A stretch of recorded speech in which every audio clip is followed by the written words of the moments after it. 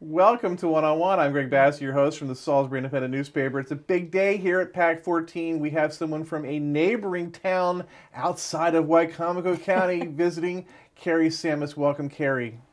Thanks very much for having me. Now, you represent Princess Anne, which is a little place just 12 miles away. We That's don't exactly think right. about it like we should.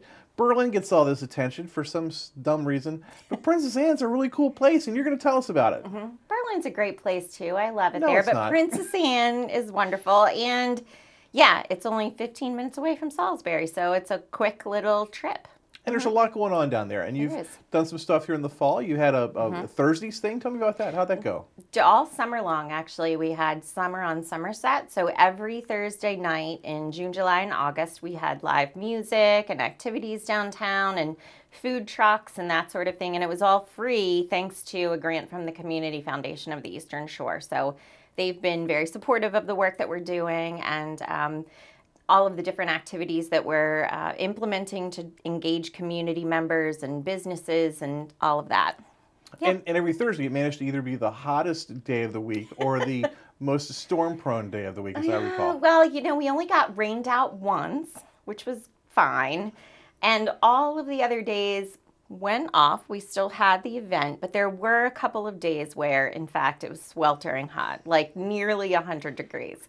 But people still came out, and it was great still nice. turnout. We did. Yeah. We did. It brought about 1,000 people, new people, to Princess Anne during the summer, which was wonderful. Now, of course, in Salisbury, we're real proud of the new thing, relatively new, 5-year thing that we've had with the ball drop. Yeah. But you all actually have something down there for New Year's that I think is probably more fun. Yeah, it is. It's cool. Lots of people drop balls, right? So we actually have a muskrat that we drop. So it's called the Midnight Muskrat Dive, and we have a taxidermied muskrat. His name is Marshall. So he's not live. No, he's not alive. And we actually, do we have him here today? Is this the same one? We do have him here today. Okay. This is him. Yeah, he's very dapper. You can see he's dressed for the holidays. He has a nice little felt top hat and a silk cape, but he zip lines down Somerset Avenue, which is pretty fantastic, really. It's an interesting, quirky, weird little thing, but we have a whole event that night. So we have live music this week, or this year. This year we'll have Uprising, which is a local band. Right. And they have a great following. They're very interactive and engaging with the crowd. So we'll have Uprising, we have a DJ, we have lots of fun free giveaways, lots of activities going on. It's outside, right downtown, right in front of the Washington Inn Tavern. We had about 500 people come last year. So this year we're hoping for an even bigger crowd. And it's definitely a unique way to start your new year with muskrat. Exactly. It's perfect for the Eastern Shore. It's the heritage, and I enjoy the ball, but I do need to witness the muskrat, I think. You do. You should come this year. And the muskrat needs to know that I haven't actually eaten any muskrat since I was 12 or 13, and I was forced to. Well, but you can eat muskrat if you'd like, because at the Washington Inn Tavern on New Year's Eve, they actually have a special. So they have a delicious chicken pot pie, and they have a delicious oyster pot pie that they make. But on New Year's Eve, they have an Eastern Shore game pie that includes muskrat. So you can eat muskrat New Year's Eve if you choose to. Right. And it's prepared by the chef at the Washington Inn, so it's delicious. What's the time for this? Is it all at midnight, or is it earlier? It starts earlier in the evening, so it's from 9 p.m. until 1 a.m. So hours and hours of fun for everyone. It's free. Families came down last year, kind of multi-generational groups. We have games in the streets and face painting and tattoos and lots of things that glow, you know. So all that fun New Year's Eve stuff. And we're really excited about the band this year too. So that's really cool. Yeah. And also, Christmas is a special time in Princess Anne. It is. It's such a great little historic town. When you walk downtown, there are beautiful historic buildings all up and down and throughout the Main Street district. And the Historical Society has a house tour that they do. So there are 15 private homes and public buildings that are on tour this year. For $15, you can visit all of those sites and see all the Christmas decorations inside and outside. So that's a pretty cool thing. And that's on Saturday, December 2nd. And then that evening, the Historical Society has their candlelight reception at Tikal Mansion. I was actually there yesterday, and they were starting to decorate. There are Christmas trees everywhere and garlands and all sorts of things. And the mansion looks fantastic right now. This year's event is going to be catered by the Washington Inn Tavern, and the menu looks fantastic. So that's also Saturday, December 2nd. But during the day, we have pop-up shops downtown at the fire department this year. So the whole fire department will be filled with pop-up shop vendors. And then all of our merchants will be open.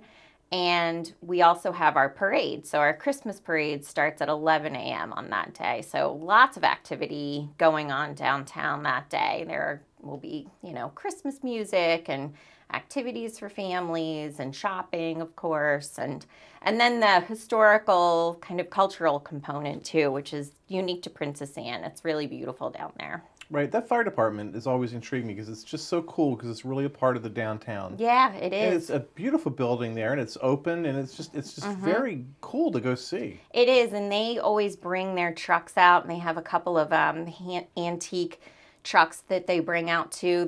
Of course, they're in the parade as well, and right. Santa actually arrives on a fire truck. So, what's the parade date? Saturday, December 2nd as well. Yeah, so it's a busy day. We have all kinds of stuff going on. It's a good time to visit Princess Anne for sure. But yeah, the fire department's great, and they've been wonderful to work with. We're excited to have our pop-up shop vendors in there this year, and it's heated, so even if it's chilly outside, you'll be fine inside. And we have some food trucks coming as well, and the Washington Inn will be open, and they have specials that day, so it's a good time. You mentioned Tikal Mansion, and it's amazing to me how few people, or how many people don't know about Tikal Mansion across. It's amazing. It's an amazing place, and it's sort of hidden in Somerset, in Princess Anne. Yeah. What is Tikal Mansion? So Tikal Mansion, it's all brick, which just fascinates me. It is, and it's brick that was probably, they're pretty sure all the bricks were made right there on site, which is also amazing. But it's not even a block off of Route 13. So if you turn onto Minokan, right off of Route 13 at Deal Island Road, you turn onto Minokan and then make the first right onto Mansion Street. That's where the mansion is. It's a 10,000 square foot mansion that was built in the early 1800s. It's incredible. It is brick, but there's all sorts of ornamentation on the facade of the building, and then inside they've done painstaking restoration and including painting and faux painting that would have been original to the time. So they have some wood-grained doors that are faux painted. They have marbled baseboards that are also faux painted. It's very cool. There's actually one section of the museum where you can see the original faux painted marble all around the baseboards, and then you can see the kind of restoration work that's been done as well. But it's a giant place. It has a beautiful backyard. It's big, yeah. Yeah, 10,000 square feet's really big. Yeah. And they've gotten a lot of the Historical Society, the Somerset County Historical Society, and the Friends of Tikal Mansion have secured a lot of grant funding to help with all of the restoration. But they also have geothermal heating now. Isn't that cool? Wow. That's great. So it's open for a fee, or? It's open, yes. There's a $10 admission fee, but there are certain days of the year when they let people in for less than that, and sometimes for free. It's open for special events. It's on the tour, so if you participate in the Christmas House tour in Princess Anne, which is only $15, you get to go to 15 different sites, including Tikal Mansion that day. and it'll be all decorated and everything. So There's it's a lovely place. It really is, and it's completely volunteer run. I remember some story, it might be an exaggeration from years ago, where one of the dining room chairs was not authentic, and they found out about it, and they couldn't wait to cast it out of the, even though it looks like all the other chairs. I mean, Yeah. They're that pure about making sure things are real. They definitely want things to be as authentic and representative of the time as they can. None of the furniture in the museum, well, it is a museum really, but none of the furniture in the mansion is original to the Tikals. They do have a ledger that belonged to Mr. Tikal, and they have the family Bible, which is kind of cool. But a lot of the other stuff has been, it's been replaced over the years, because over the years it's been owned by many different people and organizations. In the 50s and 60s, it was actually apartments. Really? It was divided up, and it was apartments.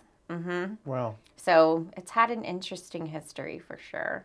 But it's a beautiful place to visit, and the volunteers that work there are incredible. Now, the cool building you mentioned a couple times is sort of the focus of town right now, the Washington Hotel. Yeah, right. So it used to be called the Washington Hotel. Now it's referred to as the Washington Inn Tavern. It opened in the 1700s, and it was closed after its last owner passed away. It was closed for about 4 years, between 4 and 5 years, for renovations. And it just reopened last September, so it's been open for just a little over a year now.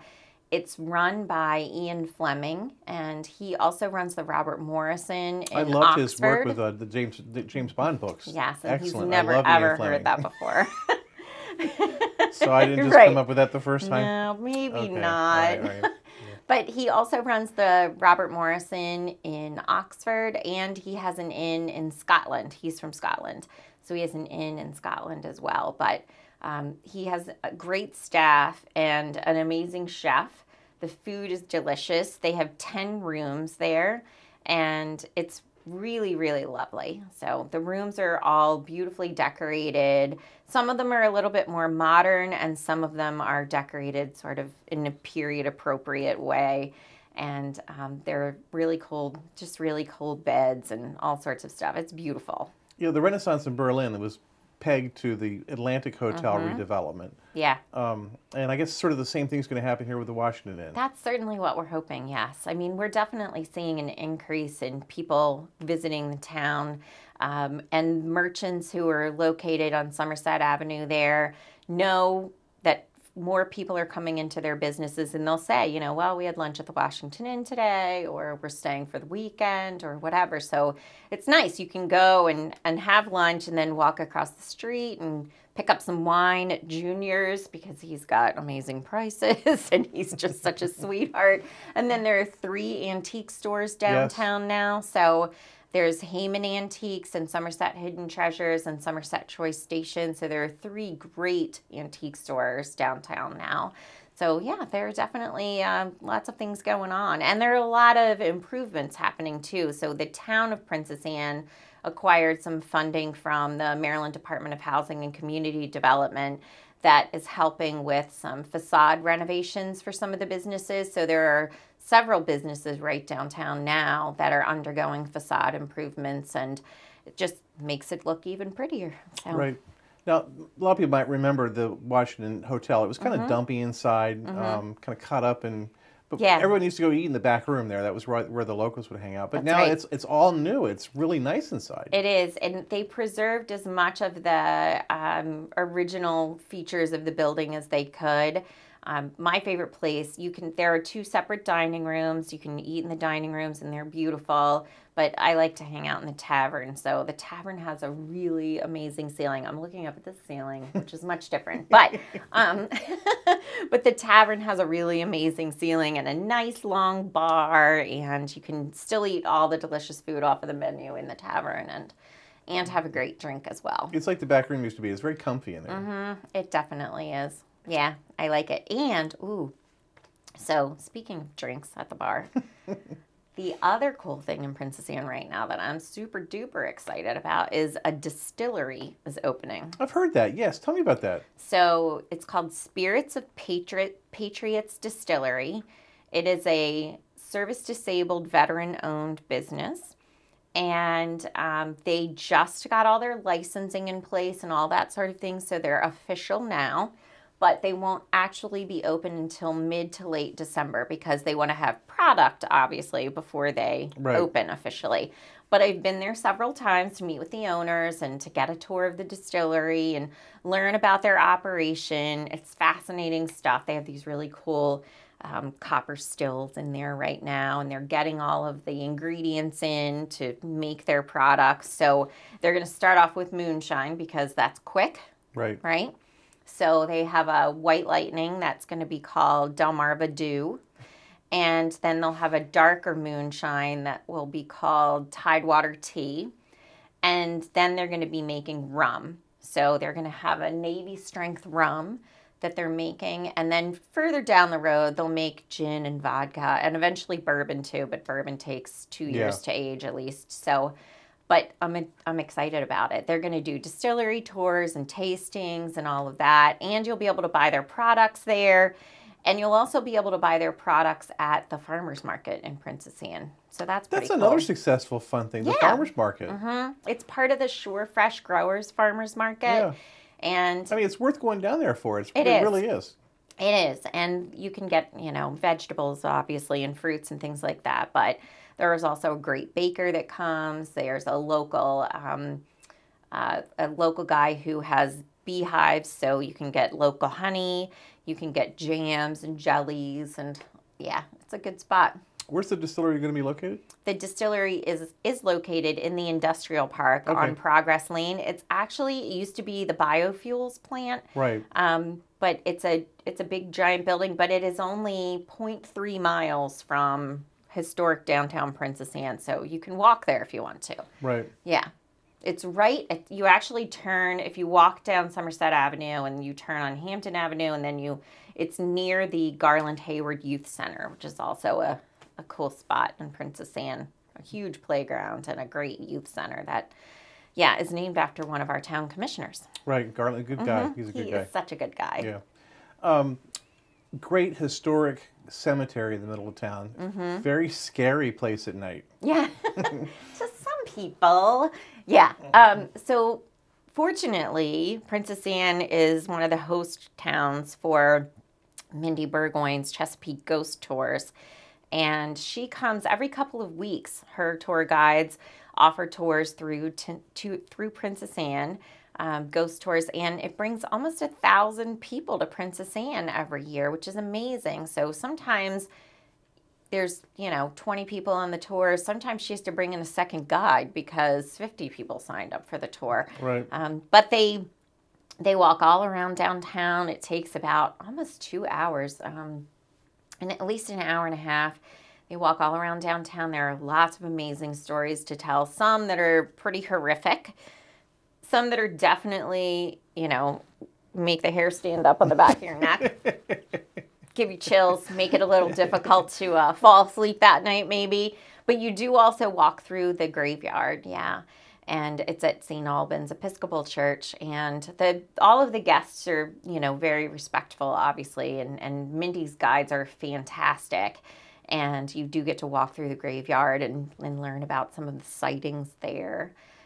There have been a lot of interesting stories that people have shared over the years during those tours, and photographs that they've captured, sort of weird things, little lights here and there, or the impression of what looks like a face looking through the window at the jail, and all sorts of stuff. So the jail's a scary haunted place. The jail's one of the coolest buildings on the entire peninsula. It's amazing. People don't even know it's there. It is amazing. It's called the Gray Eagle, and it's made out of these giant stones, gray stones, which you just don't see on the Eastern Shore.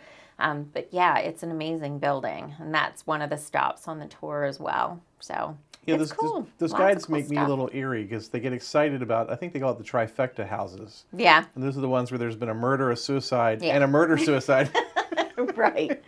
Right. So many good stories to tell. Yeah, that's and that cemetery is very scary. And Mindy does a great job. She's got tours She in does. Berlin, Ocean City. I don't know if She there's one in does. Salisbury yet or not. There is one in Salisbury. It just started within the last several months, actually.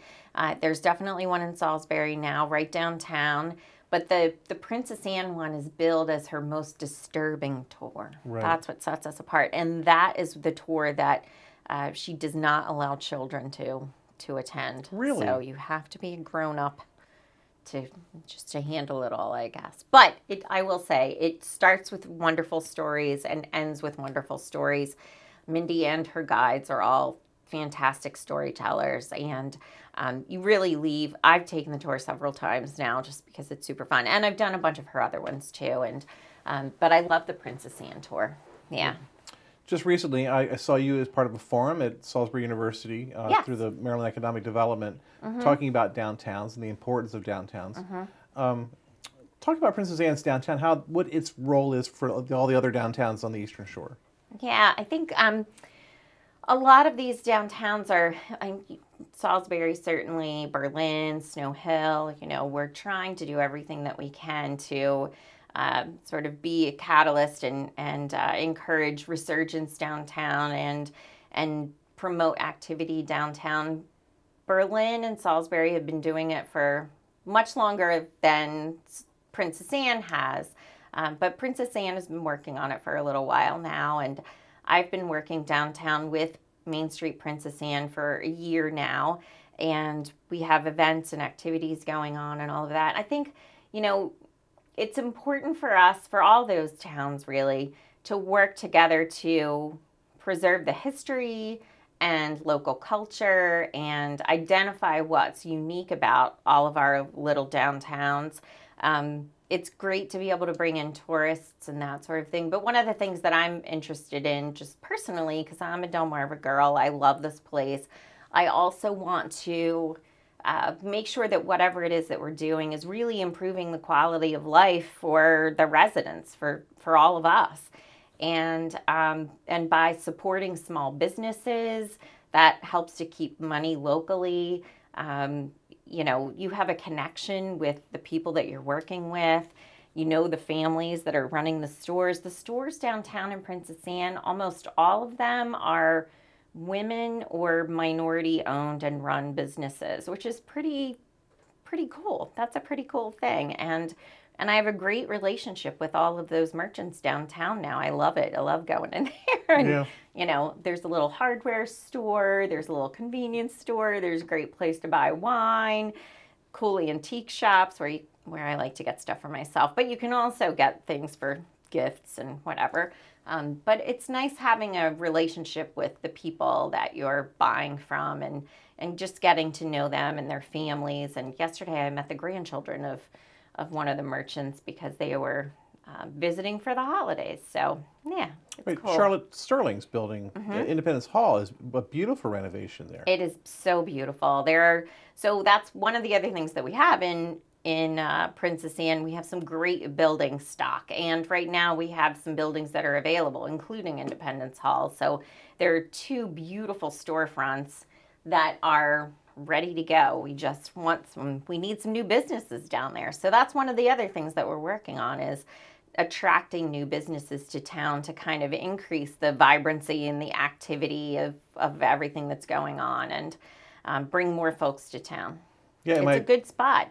Rents are low. Rents are ridiculously low there. And there's a lot of traffic because there's a county building there. It's the county seat. Right. There's the county office building there. The county courthouse is there. We have a new medical building right downtown. So there are a lot of different businesses down there too. So we want some more shops down there. Now, you spend a lot of time in Deal Island. I do. I love it there. So what do you love about Deal Island? Everything, every single thing. I love that. I just am for my whole life, I'm definitely a nature girl. I love being outdoors, and I have since I was a little kid. So Deal Island is beautiful. It's absolutely gorgeous right there on the Tangier Sound. So you have beautiful views, wide open marshes, lots of wildlife, lots of birds. I love birds, but one of my favorite things is looking for sea glass. So I love Right, I see on Facebook you collect yeah. a lot of sea glass. I do. So I have some secret spots on Deal Island that I go to, and it's a really good spot for it. So I find some amazing things. I find old clay pipes and old bottles and all kinds of cool stuff. Where does it come from? Is it all from where Holland Island washed away? Or? Some of it was from Holland Island. Some of it was from other homes on Deal Island. I've heard rumors that at one point there was this sort of state-sanctioned dump in the bay. I don't know if that's true or not, but you know, people used to throw their trash in the water because that's what you did. Right. So some of that trash is actually really pretty after it's been tumbling around for 100 years. So yeah, I love it there. I like just going to the beach and being outside, and yeah, occasionally I find some fantastic treasures while I'm there too. And Deal Island, of course, is known for its skipjack fleet, which my good friend Bryce Stump has written about. And you're big into the skipjacks. I love skipjacks. I this past year for my birthday, I went out on a skipjack. That's what I did for my birthday, and I got to be in 2 skipjack races this year on the Catherine. So I just love the culture and history of Deal Island, and the people are all so friendly and so interesting, and they all have interesting accents and interesting stories to tell and all of that. And it's cool to be on a skipjack and, you know, get to eat an oyster right then and there, right. or have a crab feast or something like that. So yeah, it's great. I love it. So what's the next, if I want to go to Princess Anne, what's the next thing that I want to go to? What's the first thing that's coming up? So the first thing that's coming up is Saturday, December 2nd. That's definitely going to be a big day with the pop-up shops, the parade, the historic house tour, the Tikal Mansion reception, shopping downtown, you know, all of the Christmas decorations. So December 2nd, that's a big day. And what time does the parade start? The parade starts at 11, but we'll have activities starting at 10 that morning. So all the pop-up shop vendors will be open by 10 a.m., and we'll have activities throughout the day. So no, we love definitely that day. We love Princess Anne, and it's going to be great. More people will be going there, and it's going to be it is a great downtown. You should totally come for New Year's Eve. Yeah, I might, because I've done Salisbury so much. I might need to go down there. Different. Come on, a dead muskrat zip-lining down Somerset Avenue. I've seen a lot of things, but I've never seen a dead muskrat zip line. Of course you haven't. Yeah, that's because it just isn't done. But it's done in Princess Anne, so that's good stuff. She's Carrie Samis. She is the, what's your title? I am the manager. I'm the Princess Anne, Main Street Princess Anne manager. For Princess Anne, and we're thrilled to have had her here today. Thank you for being here. Thank you. I'm Greg Bassett from the Salisbury Independent Newspaper. Another edition of One-on-One right here on Pack 14.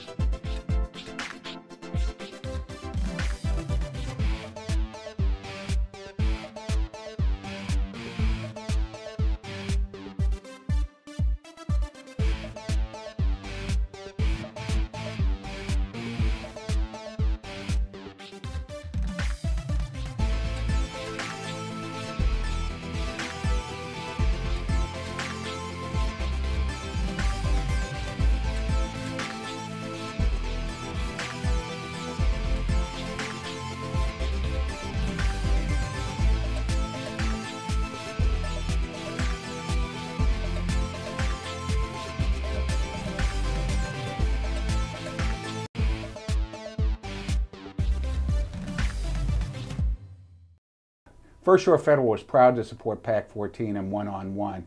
We'd encourage every business to support PAC 14 and pick a program and support it, and let's make a difference.